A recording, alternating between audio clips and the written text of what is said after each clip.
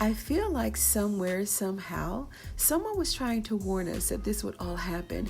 Barry has come to the end of his days on the Oval, and Jason's own mother left him for dead on the 6th floor at St. Rhodes Hospital. What's going to happen when someone finds out that she killed this poor kid who had cancer by accident? The whole world is mourning Jason's death while he's alive over at Alan's apartment, but Barry's parents are yet to discover that their son is gone forever. What does being dead on the Oval really mean? And we all know that Barry has gone on to pursue other projects, but we're not going to discuss Vaughn's real life. Well, not in this video, but I want to explain what has happened here and how I think that he ended up on Kareem's bed. I believe that Sharon may have been giving the audience a clue, a hint, that something may have been alluded to when she insisted that Kareem go home. She told Kareem to go home like at least 10 times, right? In the span of 2 scenes, she kept driving that point home, that he was very tired and that he needed to go home to get some rest. But there is a but. Before Sharon and Dale got there, Kareem was all alone. Remember? How did we know that he stayed at the pharmacy the entire time? Kareem had enough time to run into Barry in the streets and take him out.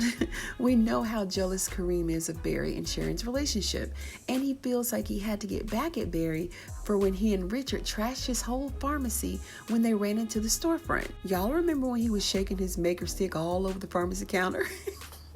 There just may have been an altercation of some sort. Kareem is a pharmacist. He could have easily poked Barry with one of those insulin syringes full of poison, right? And then Barry could have somehow made it back to Kareem's apartment because he knew that this was the end for him. And he wanted to be found in Kareem's apartment so that he could be like a dead man talking, right? He wanted to be able to let someone know that it was Kareem who actually killed him. So what better way to say this than to be found dead inside of his apartment? And this is why Kareem was so shocked to find him on the bed, because he knew that he took him out, but he didn't leave him on the bed.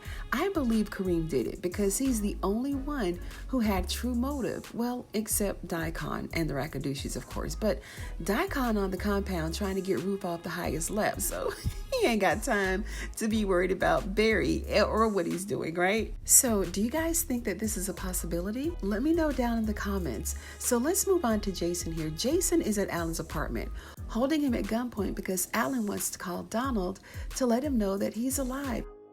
Now, Jason does have a point here with this one because we can't forget that Donald is the one who gave Victoria the poison in the first place, and this idiot poisoned the wrong person.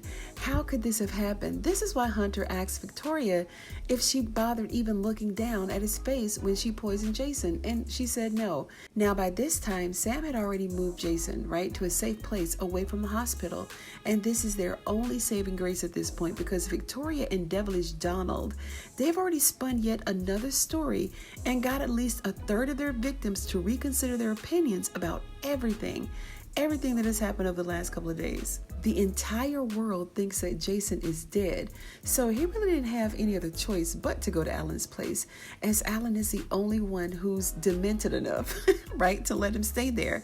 How did Jason get inside of his apartment? The first time he slipped in behind Ellie, so at this point, I'm gonna need Alan to just get a whole new set of keys and a new lock. So being dead on the Oval means that you're dead until you're proven to be alive, I guess.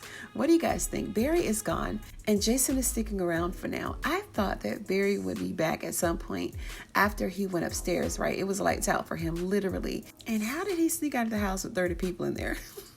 These are just my thoughts. Tell me what you guys think in the comments below. And while you're down there, like and share this video if you like the video. You know I'd appreciate it. And if you're a fan of Tyler Perry's The Oval, go ahead and subscribe to the channel for more videos just like this one. I'd like to thank each and every one of you for tuning in to Ruthless TV today, and I'll see you on the next one.